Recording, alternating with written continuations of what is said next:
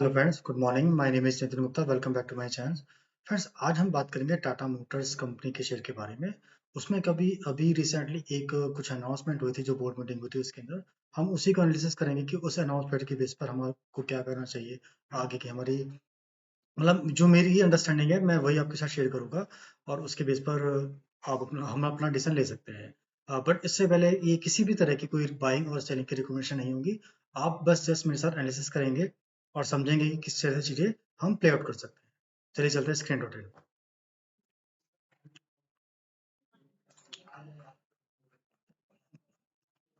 Tata Motors limited, वो एक बार वो देख लेते हैं अनाउंसमेंट जो एग्जैक्टली हुई क्या थी। ये अनाउंसमेंट है,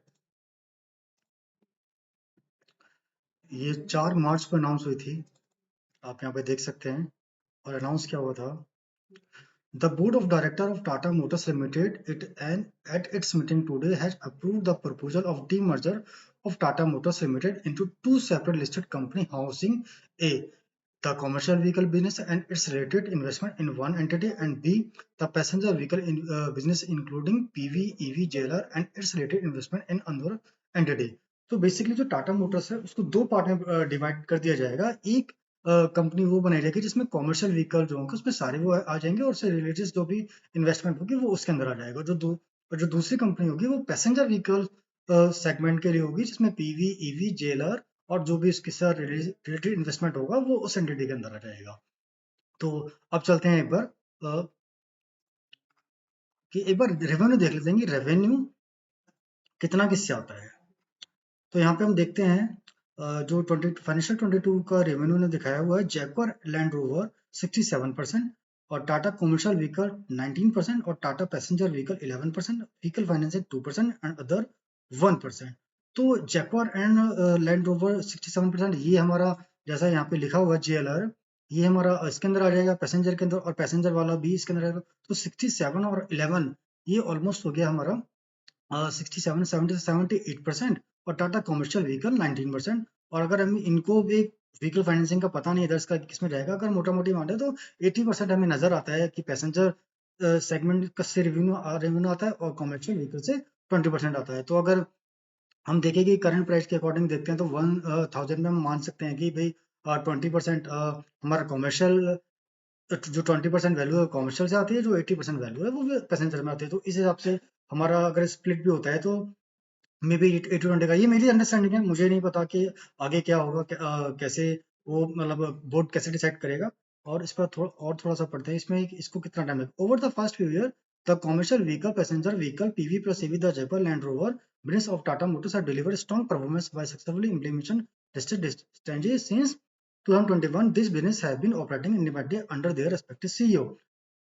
The demerger is a logical progression of the subsidiary of PV and EV businesses done early in 2022 and shall further empower the respective business in to purpose their respective strategy to deliver higher growth with greater agility while reforming accountability. Furthermore, while there are limited synergy between commercial vehicle or the NCLT scheme of arrangement for the demerger shall be placed before the TML board of directors at approval in the coming month and will be subject to necessary shareholder greater and regulatory approval which is taken for the 12-15 month to complete. तो अभी just announcement हुआ है, अभी NCERT के पास जाएंगे, वहां से इनको अप्रूवल लेना पड़ेगा और जो सारा का सारा प्रोसेस है कि उसमें 12 से 15 मंथ लग जाएंगे, जो इन्होंने बोला भी है यहाँ पे। जो पहले अप्रूवल आएगा, अप्रूवल के बाद फिर एक वैल्यू डिसाइड होगी, वैल्यू के बाद एक क्या कहते हैं, फिर ट्रेडिंग लिस्टिंग डेट डिसाइड होगी। तब ये एक लंबा प्रोसेस होता है, 1 साल सवा साल का। तो ये शॉर्ट टर्म प्रोसेस नहीं है कि अभी इन्होंने अनाउंस किया और अभी हमें देखने को मिल जाएगा। अब एक बार फंडामेंटल एनालिसिस करते हैं। जो मार्केट कैपिटल है वो 3,72,515 करोड़ की है। स्टॉक पे 18.6 का है। ROC 5.95% है। लास्ट 12 मंथ का जो प्रॉफिट है 15,672 करोड़ का है। प्रोमोटर होल्डिंग 46.4%, इंडस्ट्री भी 29.5% है। करंट प्राइस 1018 का है। बुक वैल्यू 161 है। ROE 5.62 है। प्रेजिंग परसेंट कोई है नहीं, हाई प्राइस ओवर टाइम 106 का जो भी अनाउंसमेंट के बाद इन्होंने बनाया है। और जो लो है 52 बिक का, 400 है और हाई 1066 है। थोड़ा बहुत कंपनी डिविडेंड देती है। फेस वैल्यू 2 की है, डेट इक्विटी 2.38 है, number of equity share 332 crore है। अब इनके एक बार क्वार्टर में देखते हैं। तो क्वार्टर लास्ट दिसंबर में 88,489 की इनकी सेल्स थी, जो बढ़कर 1,10,577 की सेल इनकी इस बार आई थी, और जो क्वार्टरली जो नेट प्रॉफिट था वो 3,043 करोड़ का था लास्ट दिसंबर में, और इस बार के दिसंबर में 7,145 करोड़ का आया है। तो जो नेट सेल है वो थोड़ी मतलब उसमें अराउंड कह सकते हैं 20% की ग्रोथ के अराउंड आई, और जो नेट प्रॉफिट है वो और डबल से भी ज्यादा का हो गया। उसका सिंपल सा रीजन है कि 12% से जो ऑपरेटिंग प्रॉफिट मार्जिन है वो 14% का हो गया। अदर इनकम 1130 करोड़ से बढ़कर 1410 करोड़ आई, और इंटरेस्ट जो 2670 करोड़ देना पड़ा था वो भी 2485 करोड़ ही देना पड़ा। तो ये तीनों ने ये तीनों का इम्पैक्ट भी आया। ठीक है, अभी इनकी ईयरली ग्रोथ देख लेते हैं। जो 2012 में जो 1,65 करोड़ की से सेल्स बढ़कर इनकी 4,23,875 करोड़ की हो गई है, और जो नेट प्रॉफिट है 30,509 करोड़ से बढ़कर 19,774 करोड़ हो गया। उससे बीच में 4 साल ऑटो सेक्टर के लिए मतलब बेकार थे। 19 में भी लॉस था, और 20 में 21 में 22 में एक्चुअली में ये लॉस मुझे नजर नहीं आता। उसका सिंपल सा रीजन है क्योंकि अदर इनकम 19 में अदर इनकम को दिखाया गया था माइनस में, तो उसको और डेप्रिसिएशन 23,000 का था। अगर हम इसको हटा रहे तो यहाँ पे लॉस नहीं नजर आता है, और 2020 में जरूर लॉस नजर 2020 में सेम ही था, डेप्रिसिएशन बहुत ज्यादा था, और 21 के अंदर भी सेम ही था। तो एक्चुअली में लॉस नहीं है, जैसा अकाउंटिंग एंटी डेप्रिसिएशन की वजह से ये यहाँ पे थोड़ा सा दिखाया गया है।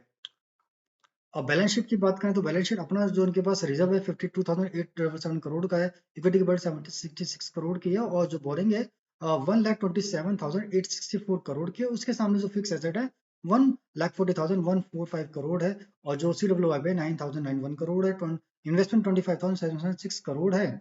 तो बोरिंग के अकॉर्डिंग उनके पास अपना अच्छा खासा एसेट और रिजर्व भी इन्वेस्टमेंट भी सब कुछ है, तो बोरिंग मैनेजेबल है। अब शेयर होल्डिंग पैटर्न में देखें तो शेयर होल्डिंग पैटर्न में जो प्रमोटर के पास है 46.37% है, एफआईआई के पास 18.62% है, डीआई के पास भी 17.25% है, और जनरल पब्लिक के पास और 17.60% है। उसमें अगर हम देखते हैं तो यहाँ पे 1.60 जो झुंझुनवाला जी के पास है, जो रेखा राकेश झुंझुनवाला जी की वाइफ है, उनके पास उनके नाम से यहाँ पे शो कर रहा है। तो अगर इससे माइनस करो 15-16% के आसपास ही ये पब्लिक के पास नजर आती है, बाकी सारी की सारी स्ट्रॉन्ग हैंड में नजर आती है। फंडामेंटली तो कंपनी की ठीक है, लगातार कंपनी ग्रोथ ही की है, अच्छी फंडामेंटल की कंपनी है, तो एक अच्छी कंपनी है। अब एक बार इसके ट्रेंड उसमें आते हैं टेक्निकल सेटअप पे। ये एक पैटर्न जो मुझे नजर आता है बना हुआ है, एक कप, फिर एक कैंडल, फिर एक कैंडल, फिर एक कैंडल, इसका ब्रेकआउट हुआ और स्टॉक ऊपर चला गया। इसका टारगेट क्या निकल कर आया था?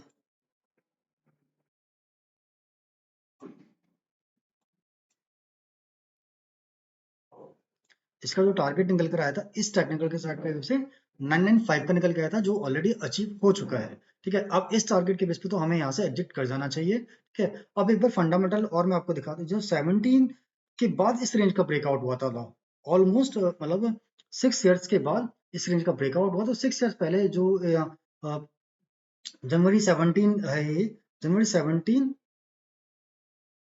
में इनके फंडामेंटल क्या थे एक बार वो देख लेते हैं।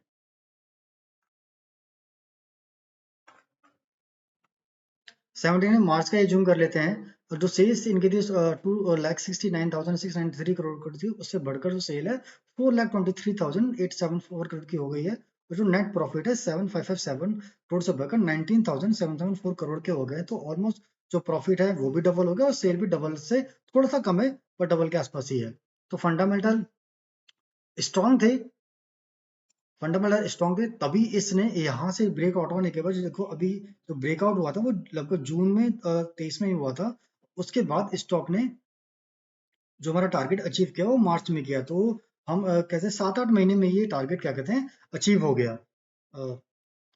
7-8 महीने लगे, तभी कहता हूँ जब इतना लंबा क्या कहते हैं एक फेस हो और उसके बाद फंडामेंटल काफी इंप्रूव हो गए, तो उस टारगेट को अचीव होने में बहुत ज्यादा समय नहीं लगता। ऐसा मैं हमेशा अपने स्टॉक पे जब डिस्कस करता हूँ आपसे बोलता भी हूँ। ठीक है, तो अब इसमें टेक्निकल टारगेट तो अचीव हो गया, स्टॉक लाइफ टाइम हाई पर भी है। अब करना क्या चाहिए? देखो मुझे इसमें कोई अपॉर्चुनिटी मुझे इसमें अभी क्या कहते हैं कि टेक्निकल बेस पर कोई अपॉर्चुनिटी नजर नहीं आती है। हाँ, एक कंपनी अच्छी है, इसमें नो डाउट कंपनी का जो फोकस है वो भी अच्छा है, मैनेजमेंट भी अच्छा है, लगातार कंपनी ग्रो ही कर रही है, बट अभी इसमें किसी तरह की मुझे क्या कहते हैं कोई बाइंग नजर नहीं आती है based on technical setup and fundamental. Stock stock life time यहीं पर है। और हाँ, अगर किसी का बहुत लॉन्ग टर्म व्यू है, 5-10 साल तक का व्यू है कि 5-10 साल तक मुझे एटलीस्ट 10 ईयर तक मुझे इसमें क्या कहते हैं कुछ करना ही नहीं है, एक बार बाइंग करूंगा और उसके बाद स्टॉक कहीं भी जाए मुझे 10x के तक के लिए रखना। अगर 1000 आज का प्राइस है और एक कम से कम 10,000 की वैल्यू मुझे नजर आती है अगले 10 सालों में, और उसके जो बाकी के सेगमेंट है वो भी इंप्रूव होंगे धीरे धीरे, ईवी सेक्टर है, बाकी जो अदर सेगमेंट वो इंप्रूव होंगे, अगर उस ऐसा कोई भी है तो रख सकते हैं। बाकी हम छोटे इन्वेस्टर हैं, ठीक है, हम लोग एक बार इतना ज्यादा पैसा तो लगाते नहीं, हम लोग 10,000 पैसे लगाते हैं और क्या कहते हैं हम उतना लंबा, मतलब मैं अगर अपना बताऊँ, मैं उतना लंबा होल्ड अभी क्या कहते हैं 10 ईयर तक नहीं कर सकता इतने अमाउंट को लेकर, क्योंकि उस बीच में मार्केट में बहुत सारी चीजें भी आ सकती हैं, स्टॉक डाउन भी जाएगा, फिर अब जाएगा, एकदम तो लगातार ऊपर जाएगा नहीं, अगर स्टॉक थोड़ा सा ऊपर चला नीचे रहता है तो हम सब लोग की थोड़ी हालत खराब हो जाती है, जैसा अभी हुआ भी कल मार्केट में लास्ट 2-3 दिन से चल भी रहा है ऐसा, ठीक है। तो अब एक मान लो कि अगर क्या कहते हैं टाटा मोटर्स का हमने इस टाइम पे शेयर उठाया जो कि लाइफ टाइम हाई पे है, और वो वापस से यहाँ से फिर सीधा 100% ऊपर चला गया, यानी 2000 हो गया, उसके बाद फिर कंसोलिडेशन फेस आया, कुछ इवेंट हो गया, कुछ हो गया, वो वापस से 50% डाउन हो गया, हमारी हालत खराब होने लगेगी। हम ऐसा सोचेंगे यार अच्छा खासा मैं तभी निकाल लेता, और फिर वो और डाउन हो गया, हमारे बाइंग पे तो हो सकता है, बिल्कुल हो सकता है ऐसा, हो सकता है। अगर लॉन्ग टर्म का व्यू हमारा क्या कहते हैं, ऐसे लॉन्ग टर्म में जब स्टॉक जाता है तो ऐसा नहीं आता कि एकदम ही ले देगा, उसको समय लगेगा उसको। और अभी डीमर्जर भी क्या कहते हैं अनाउंस हुआ है, हुआ नहीं है, इसको भी जो उन्होंने जो बोर्ड ऑफ मेंबर ने बताया उसमें 12 से 15 महीने का समय लगेगा, तो अभी बाइंग करके कोई फायदा नहीं है। अभी क्या कहते हैं तब तक क्या पता कोई पैटर्न बन जाए, ठीक है। और हमें शॉर्ट टर्म ट्रेंड के बारे में भी सोचना चाहिए, क्योंकि हमारा अमाउंट इतना बड़ा तो है नहीं, और ना हम इतना लंबा वेट कर सकते हैं।